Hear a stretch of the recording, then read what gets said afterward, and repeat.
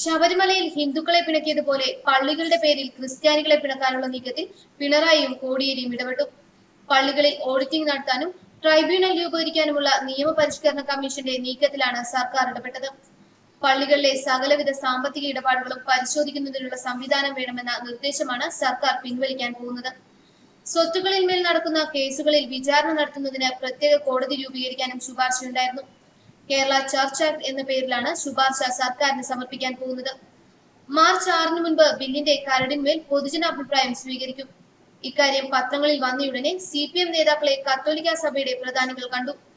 പള്ളികളുടെ സാമ്പത്തിക ഇടപാടുകൾ പരിശോധിക്കാൻ പള്ളിക്കുള്ളിൽ തന്നെ സംവിധാനമുള്ളപ്പോൾ മറ്റൊരു സംവിധാനം ആവശ്യമില്ലെന്നാണ് കത്തോലിക്ക സഭയുടെ നിലപാട്.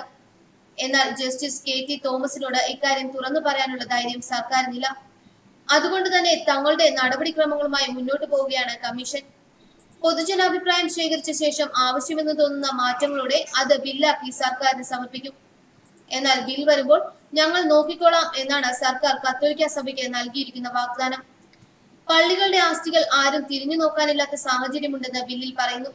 ഇവ ഈടുവയ്ക്കുമ്പോൾ പള്ളികൾ മതിയായ കൂടിയാലോചനകൾ നടത്താറില്ലെന്ന് ബില്ലിൽ പറയുന്നുണ്ട്. സ്ഥലം കൈമാറ്റം ചെയ്യാൻ കൃത്യമായ മാനദണ്ഡമില്ല. പള്ളിയുടെ ഫണ്ട് ദുരുപയോഗം ചെയ്യുന്നതായി ബില്ലിൽ പറയുന്നുണ്ട്. പള്ളിവക സ്ഥലങ്ങളിൽ നിന്നും ലഭിക്കുന്ന വരുമാനം, പള്ളിവക കെട്ടിടങ്ങളുടെ വാടക, ബാങ്ക് നിക്ഷേപങ്ങൾ കൈകാര്യം ചെയ്യുന്നതിനുള്ള വീഴ്ച എന്നിവ പരിഹരിക്കാൻ ഓഡിറ്റിംഗ് നടത്തണമെന്നും ബില്ലിൽ വ്യവസ്ഥ ചെയ്യുന്നു. എല്ലാ ഇടവകകളും കൃത്യമായ കണക്ക് സൂക്ഷിക്കണമെന്നും ബില്ലിൽ വ്യവസ്ഥ ചെയ്യുന്നു. ഇക്കാര്യത്തിൽ തർക്കം വന്നാൽ ബില്ലിൽ വ്യവസ്ഥ ചെയ്യുന്ന ട്രൈബ്യൂണലിൽ പരാതിപ്പെടാം.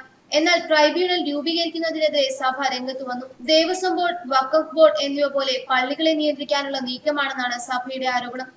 അതേസമയം കത്തോലിക്ക സഭയിലെ ചില കേന്ദ്രങ്ങൾ ട്രൈബ്യൂണൽ രൂപീകരിക്കണം എന്ന ആവശ്യത്തെ പിന്തുണയ്ക്കുന്നുണ്ട്. ചർച്ച് ആക്ടിനെതിരെ ഞായറാഴ്ച കേരള കത്തോലിക്ക കോൺഗ്രസ് കരിദിനം ആചരിക്കുന്നുണ്ട്. ആക്ടിനെതിരെ പള്ളികൾ വഴി തുടർ പ്രചരണം നടത്തും. ഹിന്ദുക്കളെ പിണക്കിയതുപോലെ ക്രിസ്ത്യാനികളെയും പിണക്കേണ്ടെന്നാണ് സർക്കാരിന്റെ തീരുമാനം. അതിനാൽ നിയമപരിഷ്കരണ കമ്മീഷന്റെ ശുപാർശ സർക്കാർ തള്ളാനാണ് സാധ്യത. ന്യൂസ് ഡെസ്ക് മലയാളി വാർത്ത.